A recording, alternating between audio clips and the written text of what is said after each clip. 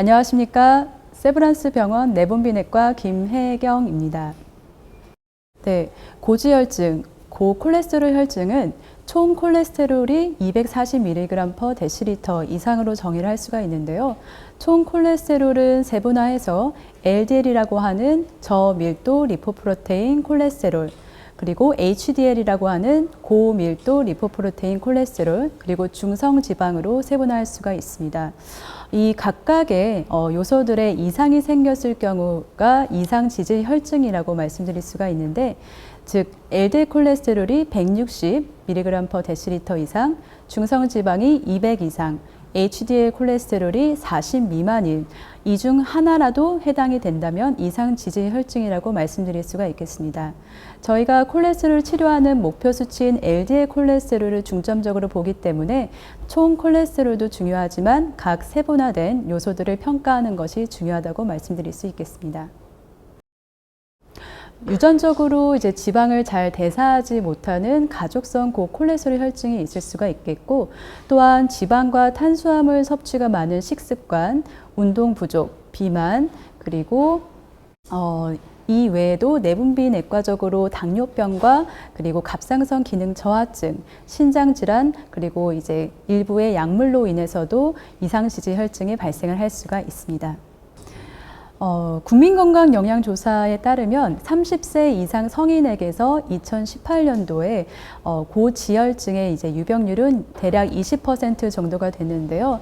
하지만 이상지질 혈증의 유병률은 2배 이상인 40%, 즉 3명 중에 1명꼴로 이상지질 혈증이 진단이 되고 있습니다. 하지만 이런 높은 비율에도 불구하고 치료율과 그리고 치료를 유지하는 비율은 50% 이하로 보고되고 있기 때문에 진단과 치료를 유지하는 것이 중요하다고 말씀드릴 수가 있겠습니다.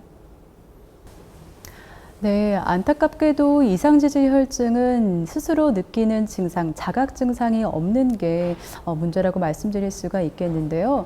하지만 이상지질 혈증이 발생을 할 경우에서는 특히나 이전 심혈관 질환이 이제 발생을 할 수가 있는데, 혈증의 지질이 높아지게 되면 혈관벽을 좁게 할 수 있는 동맥경화가 발생을 할 수가 있겠고, 또한 그 동맥경화의 콜레스테롤 덩어리가 뇌혈관 그리고 심혈관에 날아가게 될 경우에는 뇌혈관 질환, 심혈관 질환이 발생을 할 수가 있기 때문에 적절한 진단과 치료가 중요하다고 말씀드릴 수 있겠습니다.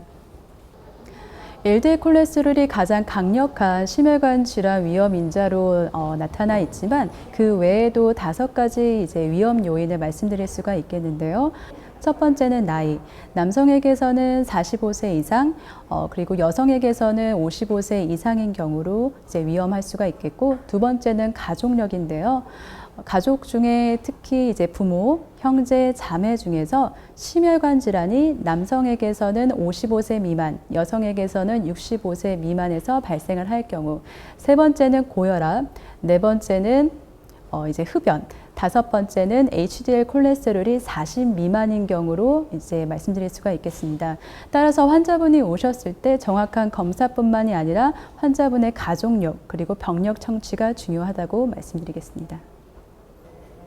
당뇨병이 있는 환자와 또 없는 환자들의 유병률을 비교를 했었을 때, 당뇨병이 없는 환자들에게서 20세 이상의 유병률을 봤었을 때는 대략 30% 정도로 유병률이 나타나는 반면, 당뇨병이 있는 환자들에게서는 대략 70%, 약 2배 정도가 증가가 하게 됩니다. 당뇨병은 이제 인슐린 저항성으로 인해서 간과 그리고 장에서 콜레스테롤 흡수와 그리고 분비가 더 증가가 되기 때문에 이런 이상지질 혈증의 높은 LDL 콜레스테롤 그리고 높은 중성지방, 낮은 HDL 콜레스테롤이 특이적으로 나타날 수가 있습니다. 당뇨병이 있는 환자들에게서 이제 심혈관 질환의 이제 가장 강력한 위험 요소는 일반인 환자들과 마찬가지로 LDL 콜레스테롤을 말씀드릴 수가 있겠는데요.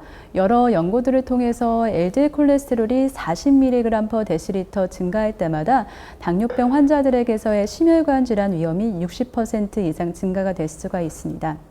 당뇨병이 10년 미만, 그리고 앞서 말씀드린 심혈관 질환 위험이 없는 경우에서는 LDL 콜레스테롤을 100 미만, 하지만 당뇨병이 10년 이상이 됐거나 3개 이상의 이제 심혈관 질환 위험인자, 또한 당뇨병으로 인해서 합병증이 발생을 할 경우에서는 LDL 콜레스테롤을 70 미만으로 목표를 잡고 있습니다. 하지만 당뇨병이 있든 없든 심혈관 질환이 급성으로 나타났을 경우엔 최근에 55까지 LDL 콜레스테롤을 낮추도록 권고가 되고 있습니다. 네, 식사요법과 운동요법은 이상지질 혈증의 중요한 첫 번째 치료라고 말씀드릴 수가 있겠는데요. 식사요법은 우선 칼로리를 제한해서 체중을 관리하는 목표로 진행을 하고 있습니다.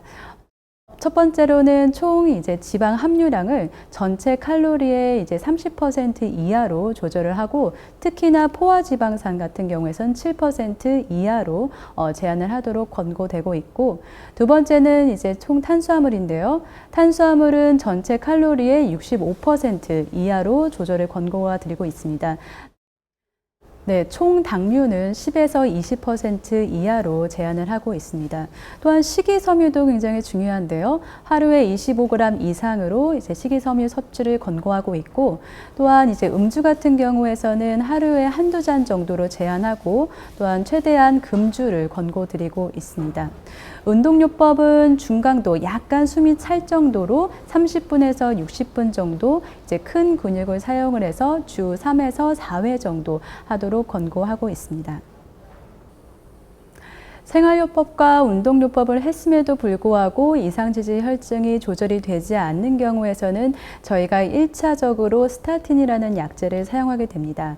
스타틴은 우리 몸에서 콜레스테롤을 이제 조절하는 만들어내는 효소를 억제하는 약제인데요. 하지만 이런 약제에 대한 부작용으로서는 근육독성이 환자분들께서 외래에서 이제 제일 많은 호소하는 근육통이 약 10% 정도 발생을 할 수가 있고, 또한 이제 간독성 그리고 혈당이 상승될 수 있습니다. 이러한 증상이 나타났을 경우에서는 이제 약제를 일단은 중단하시고 이제 검사를 통해서 주치의와 상의하에 약제 용량 변경 혹은 약제를 변경하시는 것을 추천드립니다. 철저한 식이요법과 운동요법으로 약제를 이제 중단하고도 이제 콜레스테롤이 잘 조절되시는 환자분들이 더러 계시는데요. 하지만 이런 경우는 흔치 않습니다. 또한 당뇨병과 그리고 심혈관 질환이 동반된 경우에서는 특히나 약제 중단은 권고드리지 않고 꾸준한 생활 습관과 병행해서 약제를 평생 동안 같이 유지하시는 것이 환자분의 이제 다른 합병증을 예방할 수 있는 길이라고 말씀드릴 수 있겠습니다.